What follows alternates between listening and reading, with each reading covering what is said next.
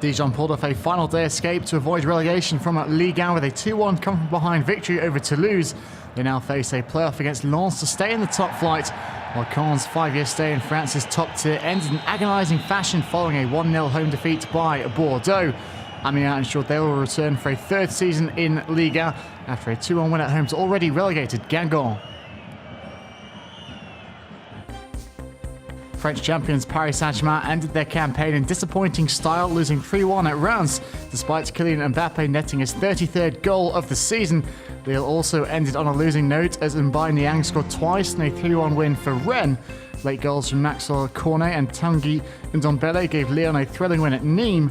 PSG finished the season a commanding 16 points clear, despite a late wobble that saw them lose 4 of their final 8 games.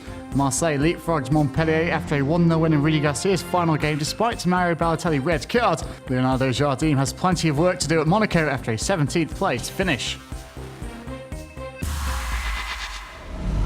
Barcelona will go in search of a 5th consecutive Copa del Rey on Saturday as they take on Valencia in Seville.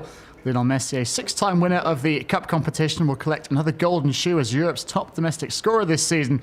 After finishing 3 clear of Kylian Mbappe, the Argentine is looking to finish a bumpy end to the campaign on a high. It's a final, it's a title. We've got the opportunity to do the double and to finish the season well. We're just very focused, as we are for all the finals we play in. That's the idea, we're just going for the title. It wasn't the way Barca hoped to sign off this year. Messi admitted the Champions League loss to Liverpool was one of the worst moments of his career. Well, we suffered a very painful blow, me and all the group. It was hard to pick ourselves up after this loss. I think everyone saw that in the next matches because the pain ran very deep. Dutch keeper Jasper Silsen is likely to start, with first-choice Marc-Andre ter Stegen still nursing a knee injury, while Philippe Coutinho returns to the squad.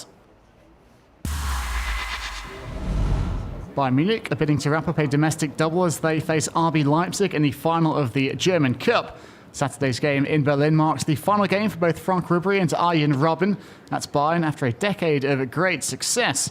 The pair played their part in the title-clinching win over Frankfurt, both scoring in last weekend's 5-1 rout. Ja, es ist wahr. Es wird morgen das letzte Pflichtspiel. Well, yeah, it's true. It'll be the last game for these 3 top players tomorrow, Robben, Ribéry and Rafinha. We have a very difficult task, just like we had last week against Eintracht. It was a very difficult decision for me personally, as a human, not to put them in the starting lineup, because I know what it means to retire. At some point you have to stop and leave the club, but on the other hand, we have players who did very well in the second part of the season, and you have to be correct and give them the confidence they deserve, that they've earned, and I think it's the same for this. All players can play, and it's probably the same at Leipzig. Bayern were beaten by Niko Kovac's Frankfurt in last year's final, while Leipzig are out to win their first major honour in the club's 10-year history. Home hope Benoit Paire powered his way into the final in Lyon with a routine win over American Taylor Fritz.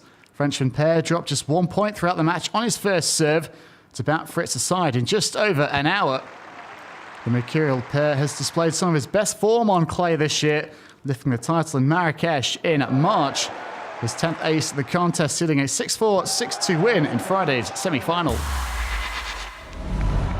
Felix Auger-Aliassime booked his place in a second tour final of 2019 after rallying to overcome top-seeded Georgian Nicolas Basilashvili. The 18-year-old Auger-Aliassime, who beat Basilashvili at the Miami Open in March, is the youngest player to reach at least 2 finals since Andy Murray over a decade ago. The Canadian teenager advancing 2-6, 7-6, 6-4.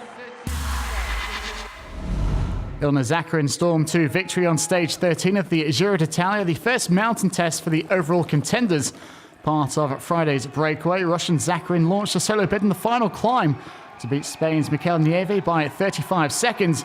Mikel Landa was over a minute back in third as race favourites Primoz Roglic and Vincenzo Nibali crossed together almost 3 minutes adrift. Then Polans of Slovenia held on to the race leader's pink jersey. Today I knew it's gonna be hard to defend the jersey, so I was thinking I have to go my pace last few kilometers. Sure, stay as long as I can with the first, and then try to do my pace. Because it was a really hard stage. We saw in the final we were really all alone, and also thanks to my team because they support me today, and I'm really happy to keep the jersey. Jonas Blixt holds a one-shot lead at the halfway point of the Charles Schwab Challenge in Texas.